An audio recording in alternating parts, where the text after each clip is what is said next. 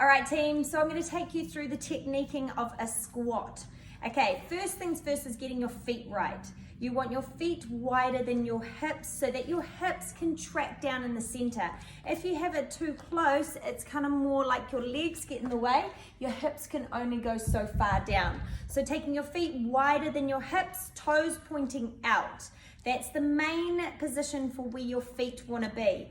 All right, we want to make sure that your knees are corkscrewing out as well. This is because if you find that your knees sort of bow in a bit, it means that we've got weakened glutes, so we just need to strengthen those a little bit more. To help that, you want to corkscrew your knees out. Imagine that there's a pole or a ball in between your legs and they can't come in, or you're riding a fat horse.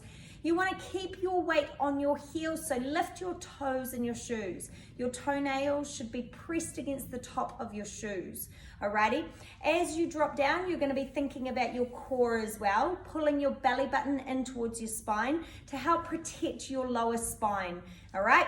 So, it's just feet wider than hips, toes pointed out, corkscrew the knees so you're riding a fat horse, belly button in, and keeping the upper body right as we drop our hips down and back up. As you come back up, give your glutes a nice squeeze at the top, back down and up, squeeze, back down and up, squeeze. I'm going to turn to the side. So once again, feet wider than hip, your toes pointing slightly out, corkscrew your knees out, weight onto the heels, so lift those toes, gauge the core, belly button in, upright body, so your ear is tracking nearly in line with your ankle bone down here as you go down. We don't want to be squatting forward, we want to be in line as we go up and down. So down, up, weight on the heels, down, up, down, up.